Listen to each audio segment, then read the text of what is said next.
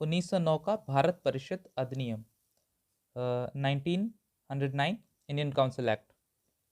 इसे Morley Minto सुधार के नाम से भी जाना जाता है, यानी मॉर्ले मिंटो रिफॉर्म्स। तो इसका एक और नाम है मॉर्ले मिंटो रिफॉर्म्स।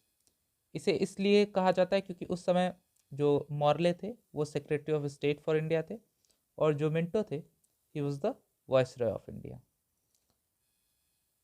इसमें केंद्रीय और प्रांतीय विधान परिषदों में सदस्यों की संख्या बढ़ाई गई। तो अगर आप क्रम से देखेंगे जितने भी काउंसिल एक्ट्स आए हैं, तो उसमें देखेंगे कि धीरे धीरे इंडियंस का जो पार्टिसिपेशन है, विधान परिषदों में जो सदस्यों की संख्या है वो बढ़ाई जा रही है, यानी लेजिस्लेटिव फंक्शंस इसमें इम्प्रूवमेंट हो रही है। मतलब अब जो भी काम हो रहे हैं वो विधान परिषद में डिस्कशन किए जा रहे हैं, क्योंकि अब लेजिस्लेटिव फंक्शंस जो हैं उसको बढ़ाया जा रहा है, डिस्कशन का जो फंक्शंस है उसे बढ़ाया जा रहा है, और सदस्यों की भी संख्या बढ़ाई जा रही है। यानी अब इंडियंस का जो पार्टिसिपेशन है उसमें भी हमें बढ़ोतरी देखने को मिल रही है। तो जो सेंट्रल असेंबली थी उसमें 16 से 60 सदस्य हो गए, काफ़ी ज़्यादा बढ़ोतरी की गई इसमें। केंद्रीय परिषद में सरकारी बहुमत बनाए रखा, लेकिन प्रांतीय परिषदों में गैर सरकारी सदस्यों की के बहुमत की अनुमति दी। यानी अभी भी वहाँ पर जो सेंट्रल असेंबली थी, केंद्रीय परिषद, वहाँ पर ऑफिशियल मेजॉरिटी ही रखी, यानी ब्रिटिश जो मेंबर्स थे वहीं वहाँ पर मेजॉरिटी में रहेंगे। तो जो मेजॉरिटी में होते हैं जनरली लेजिस्लेटिव असेंबली में बात उसी मेजॉरिटी की चलती है। तो अभी भी इंडियंस जो थे वहाँ पर मेजॉरिटी में नहीं हो सकते थे, अभी भी सरकारी बहुमत ही बनाए रखा वहाँ पर। लेकिन प्रोविंशियल असेंबलीज में थोड़ा एक कदम आगे बढ़े और गैर सरकारी सदस्यों की बहुमत की अनुमति दी गई। अब इंडियंस जो थे, नॉन ऑफिशियल मेंबर्स जो थे, वो प्रोविंशियल असेंबलीज में मेजॉरिटी में आ सकते थे।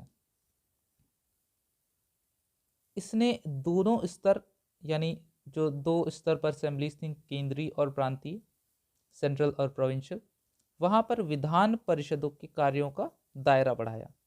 तो लेजिस्लेटिव फंक्शंस बढ़ाए गए, जो विधान परिषद कार्य कर सकते थे उसमें भी बढ़ोतरी की गई। अब जो सदस्य थे वो अनुपूरक प्रश्न पूछ सकते थे, यानी सप्लीमेंट्री क्वेश्चंस पूछ सकते थे। बजट पर वो संकल्प रख सकते थे।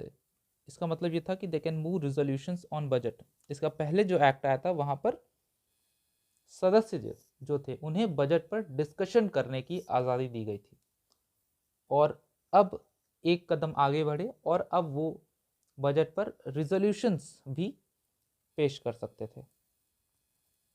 इसके अलावा पहली बार किसी भारतीय को वायसरॉय और गवर्नर की कार्य परिषद का सदस्य बनाया गया। ये एक काफ़ी बड़ी बात थी कि एग्जीक्यूटिव काउंसिल जो थी, एग्जीक्यूटिव काउंसिल का मतलब जो फंक्शन, जो सारे कार्यों को देखता है। जैसे आज के समय में हम देखें तो जो काउंसिल ऑफ मिनिस्टर्स हैं उसे हम वायसरॉय की एग्जीक्यूटिव काउंसिल से कंपेयर कर सकते हैं। एग्जीक्यूटिव काउंसिल ही सरकार थी, एग्जीक्यूटिव काउंसिल ही सारे इंपॉर्टेंट डिसीजंस लेती थी, और उस बॉडी का सदस्य किसी इंडियन को पहली बार बनाया गया।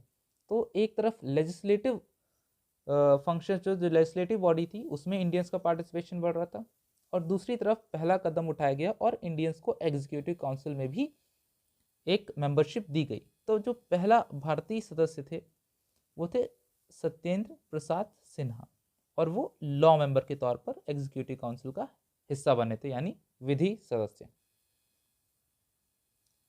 इसने पृथक निर्वाचन के आधार पर मुस्लिमों के लिए सांप्रदायिक प्रतिनिधित्व का प्रावधान किया, यानी सेपरेट इलेक्टोरेट के प्रोविजंस किए गए मुस्लिम के लिए। तो एक तरीके से कम्युनल रिप्रेजेंटेशन की शुरुआत यहाँ पर हमें देखने को मिलती है। सेपरेट इलेक्टोरेट का मतलब क्या था कि इसके अंतर्गत मुस्लिम सदस्य जो थे उनका चुनाव मुस्लिम मतदाता ही कर सकते थे। जैसे कि आजकल अगर हम देखते हैं तो किसी कॉन्स्टिट्यूएंसी में अगर कोई मेंबर खड़ा होता है तो वहाँ पर सारे जो मतदाता हैं वो किसी भी धर्म के हो, किसी भी जाति के हो, वो मिलकर वोट करते हैं और फिर सदस्यों का चुनाव करते हैं। इवन जो रिजर्व कॉन्स्टिट्यूएंसीज हैं जहाँ पर शेड्यूल कास्ट के मेंबर्स या शेड्यूल ट्राइब के मेंबर्स खड़े होते हैं, वहाँ पर भी सभी लोग वोट करते हैं। तो ये इवन जो रिजर्व सीट का है वहाँ पर अगर हम देखते हैं तो जॉइंटली सभी लोग वोट करते हैं। तो अभी जो सिस्टम है रिजर्वेशन का कॉन्स्टिट्यूएंसीज में, उसे हम जॉइंट इलेक्टोरेट बोल सकते हैं।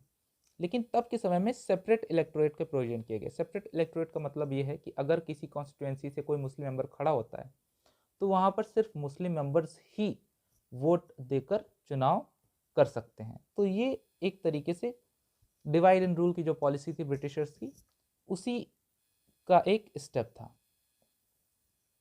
तो इसने सांप्रदायिकता को वैधानिकता प्रदान की, यानी इट लीगलाइज्ड कम्युनलिज्म।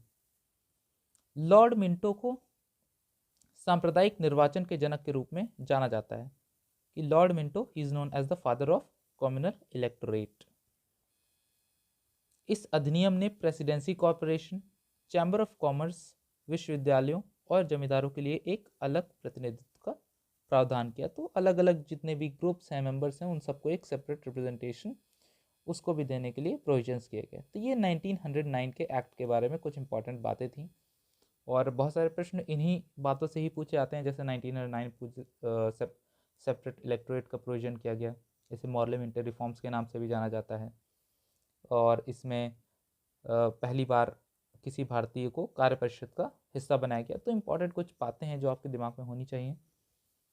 ये मैं जो कोर्स बना रहा हूँ वो संविधान और राज्य व्यवस्था, एक प्लेलिस्ट चल रही है, उसी के तहत ये सारे कोर्स, ये सारे वीडियोस मैं उसी में डाल रहा हूँ। तो आप उसे क्रम वाइज, ऑर्डर वाइज देखिएगा प्लेलिस्ट में जाकर, तो आप सारे वीडियोस प्राप्त कर सकते हैं और अपने संविधान की प्रिपरेशन को और बेटर कर सकते हैं। तो इस वीडियो की जो नोट्स हैं, ये जो PDF आप पढ़ रहे हैं, इसको आप प्राप्त कर सकते हैं इस वेबसाइट में जाकर, क्योंकि सिर्फ वीडियो देख लेने से बातें नहीं बनेंगी, इसको एक बार रिवाइज ज़रूर करना पड़ेगा। तो PDF ज़रूर देख लेना जाकर इस वेबसाइट में www.studentclassesprayagraj.com। इस वेबसाइट में बहुत सारे फीचर्स हैं, जैसे कि टॉपिक वाइज MCQs हैं। आप जो भी टॉपिक पढ़ेंगे उसकी अगर आप प्रैक्टिस करना चाहते हैं, जैसे आप मान लीजिए आपने इंडस वैली सिविलाइजेशन अपना पढ़ा है, अब आप अपने आप को टेस्ट करना चाहते हैं कि आपकी प्रिपरेशन सही है या नहीं है, तो वहाँ पर हमने टॉपिक वाइज MCQs बना के रखे हैं, और वो भी ऐसे प्रश्न जो कि एग्ज़ाम में आ चुके हैं। तो आपकी जो प्रिपरेशन होगी बहुत अच्छे से वहाँ पर उसका असेसमेंट हो जाएगा। नोट्स भी आपको वहाँ पे मिलेंगे, और भी गाइडेंस मिलेंगे कि अलग अलग एग्ज़ाम्स में किस तरीके से आप प्रिपरेशन करें।